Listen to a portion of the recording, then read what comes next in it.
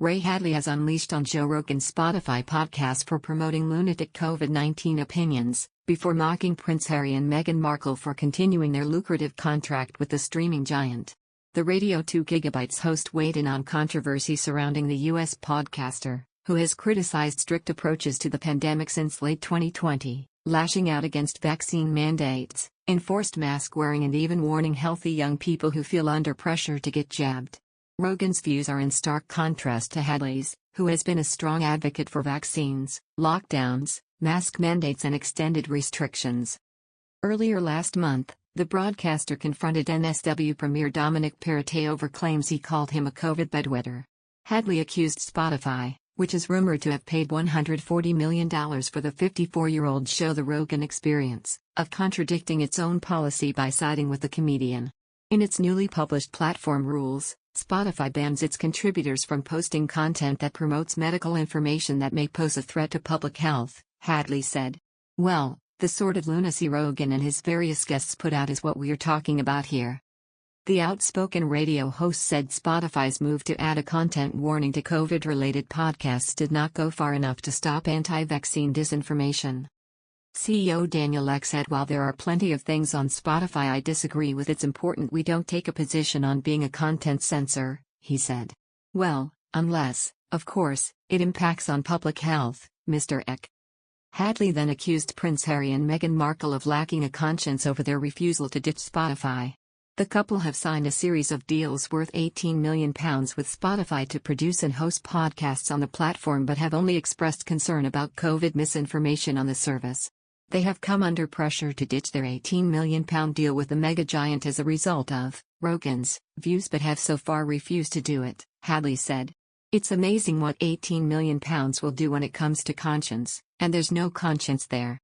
Last August, Rogan branded Australia's COVID laws crazy st and mocked the use of police helicopters and the military to enforce restrictions.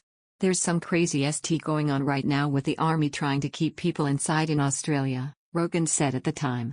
"They have full-on government lockdowns, where the government is flying helicopters over streets saying, 'Go back indoors, you're not allowed to be outside,' which is crazy," he said.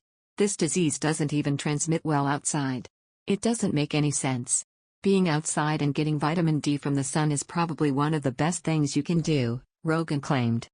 Musicians Neil Young and Joni Mitchell last week pulled their music from the streaming service over the podcast controversy.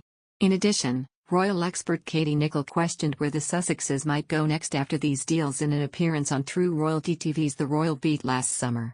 She said, "I think the biggest threat to Harry and Meghan, once these book deals are done and the podcasts are done in Spotify, then what is their currency?" A similar sentiment was expressed by royal expert Russell Myers. Speaking on Pod Save the Queen at the beginning of last year, he suggested Spotify are likely to want something a bit meatier in future episodes. He said, "I don't think they'll just give out tens of millions of pounds to Harry and Meghan to just churn out podcasts like they did on the pilot episode." He added, "As nice as it was, I don't think it's breaking any new ground.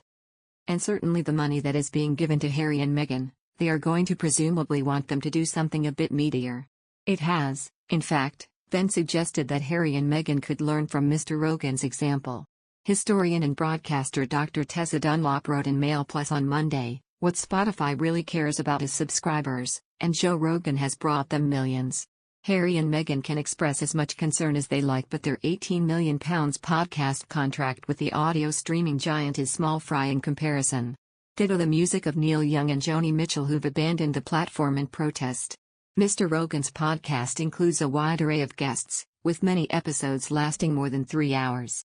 Recent guests have included Snoop Dogg, Mike Tyson, and controversial anti-vaxxer Dr. Robert Malone. Dr. Dunlop wrote, "People like Mr. Rogan have the real power in a new media landscape." She said, "Quite where Harry and Meghan sit in this edgy new world is a puzzle. An £18 million contract is a lot of podcasts even if you arrive on the scene with a massive celebrity head start. They promised shows that would inspire, challenge and educate, but so far have produced almost nothing.